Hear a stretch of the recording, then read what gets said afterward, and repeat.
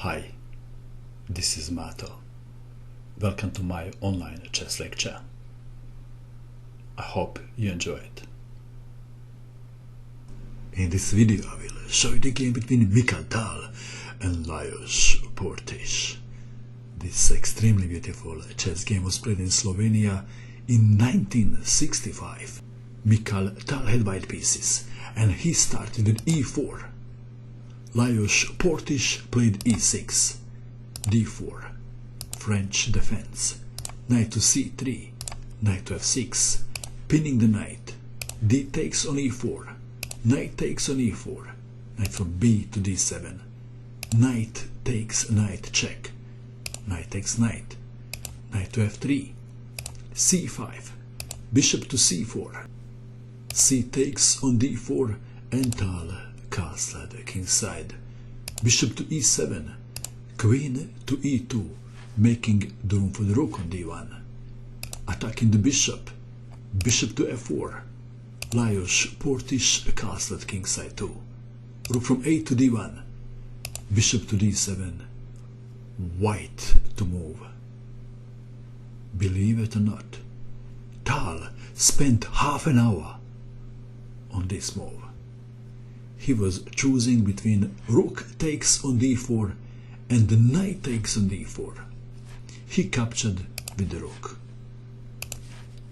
If knight takes on d4, knight to d5, bishop to e5, bishop to f6, bishop takes on d5, e takes on d5, bishop takes bishop, queen takes bishop.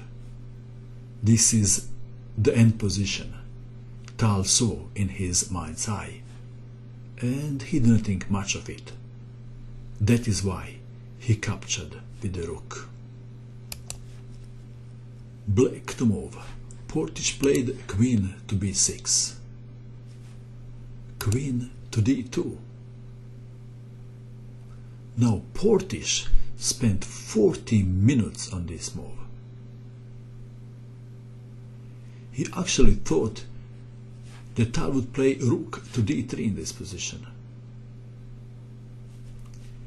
But we have queen to d2, and he played bishop to c6. He didn't take the pawn that Tal offered to him. Let's have a look why. If queen takes on b2, bishop to e5, threatening some kind of discovered attack on the queen. If bishop to b4, then queen to e3, bishop to c3, bishop takes knight, bishop takes rook, bishop takes bishop, and white is better. So Portisch played bishop to c6. White to move. Please pause the video and try to find the best move for white. What is the best move? Black is threatening bishop takes knight. Another threat is queen takes on b2. If knight to e5, then the queen takes on b2. What would be your choice in this position if you had white pieces? Tal improved the position of his bishop. What is the best square for the bishop? This is how Tal improved his position. That was quite a surprise for Portisch. Black to move. Of course Portisch considered pawn takes bishop. He played knight to e4. What's wrong with pawn takes bishop? Let's have a look. If pawn takes bishop, then queen takes on h6, and after bishop takes knight, queen to g5 check, king to h8, rook to h4 would be winning for white. So we have a knight to e4, attacking the queen, queen to f4, and now pawn takes bishop. How would you continue in this position? If you had white pieces, would you capture the pawn on h6 or perhaps play another move? Tal played another move. If queen takes pawn, then rook from a to d8, and after bishop takes on e6, rook takes rook, queen to g6 check, king to h8, this would be a draw. Tal doesn't want to draw. He prefers to take risk. Of course, he believes that he has a good chance, although it's not clear how he can win. So he took the risk. Bishop takes rook, queen takes bishop, rook from a to d8, b3, bishop to c5, queen to f4, attacking the pawn, king to g7, queen to e5 check, f6, queen to g3 check, king to h7, rook to e1, rook to g8, attacking the queen. White queen must defend the pawn on f2. It looks like that black has defended well. Do you agree? Perhaps black is slightly better. Not much, just slightly. We have queen to h4, rook to d6. Another try could be bishop to b4, annoying the rook on e1. We have rook to d6. White to move. What now? How to continue? It looks like that white can't make any progress, and only black can make the progress.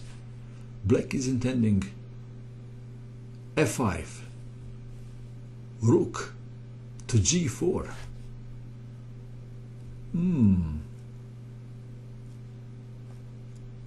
How should white continue? Tal played king to f1. Why? It will be revealed soon. f5, intending rook to g4 and winning the game. h3, rook to g6, and now g4, burning all the bridges. And now you understand why Tal played king to f1. He intended to play g4. If king was on g1, then the pawn would be pinned. Rook to d7.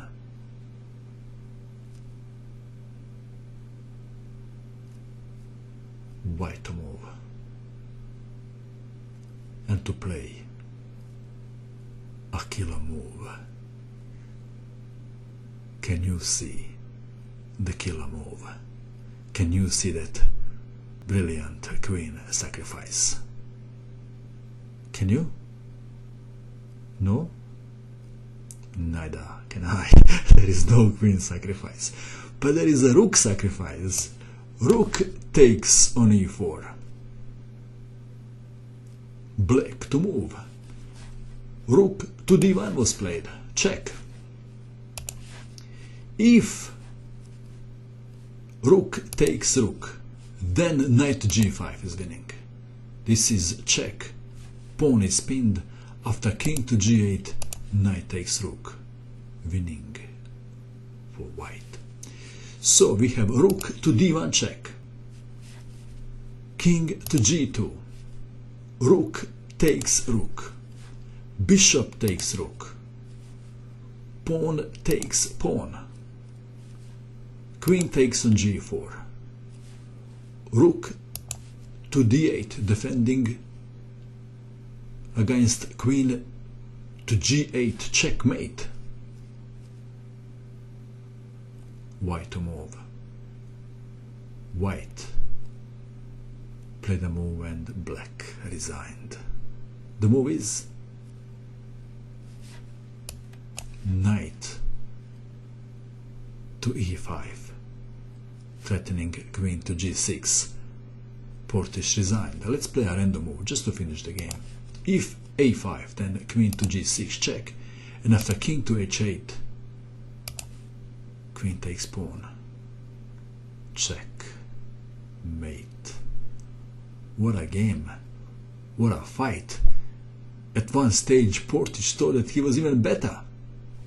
Well, perhaps he was slightly better, but still was the game. Tal was unpredictable. Did you find the killer move? Let's go back to this very interesting position. This is the position. Did you find a rook takes on a6? If you did, congratulations. And that is all. I hope that you enjoyed watching this video. I wish you good luck with your chess. And bye for now.